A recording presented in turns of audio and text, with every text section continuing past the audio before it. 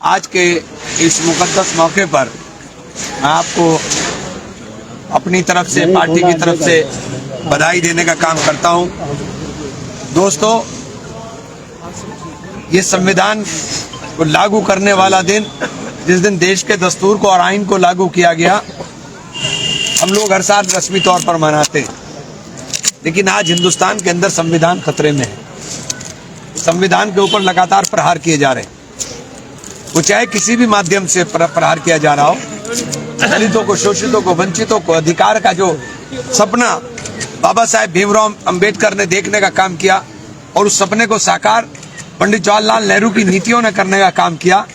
उस पंडित जी के द्वारा देश के अंदर आरक्षण व्यवस्था को लागू किए जाने का जो काम हुआ, उस आरक्षण व्यवस्था के ऊपर आज सबसे बड़ा प्रश्न चिन्ह लगा हुआ है।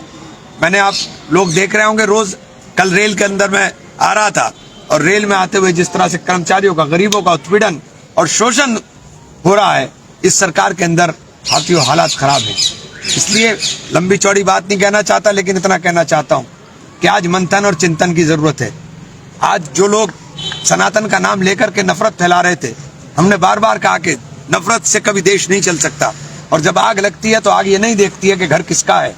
पहले मौलानाओं को और मुल्लाओं को पकड़ करके, मौलवियों को पकड़ करके उनके ऊपर नफरत की जबान बोली गई और मस्जिदों पर बुलडोजर चलाया गया, मदरसों पर बुलडोजर चलाया गया। लेकिन आज जाती हुई मैं कह सकता हूं कि ये सरकार, मेरे ख्याल से इससे ज्यादा मंदिर किसी सरकार ने तोड़ने का काम नहीं किया। तो सनातनियों को सोचने की जरूरत है। 150 मंदिर अकेले बनारस के अंदर टूटे हैं। 150 मंदिर जो अभी मुक्तेश्वरानंद जी कह रहे हैं, सर्वोच्च पद पर बैठा हुआ व्यक्ति जो शंकराचार्य, जो सनातन के अंदर सर्वोच्च पद पे, उनको भी छोड़ने का नहीं काम कर रहे हैं।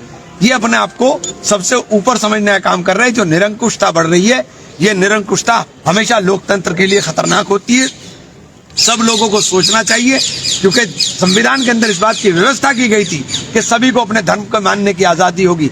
आज एक पुलिस वाला नोटिस जारी कर करके शंकराचार्य से पूछता है कि आप शंकराचार्य हैं कि नहीं है। इससे ज्यादा शर्म की बात नहीं हो सकती।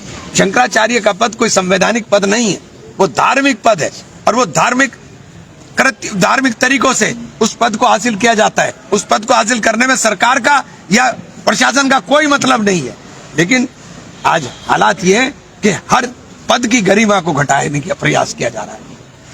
तो ये समझने की जरूरत है। इसलिए सब लोगों से कहना चाहता हूं कि आज मंथन करें, चिंतन करें, मनन करें, और कांग्रेस के अलावा कोई रास्ता इस देश के संविधान को बचाने का नहीं है। बहुत बहुत शुक्रिया, धन्यवाद।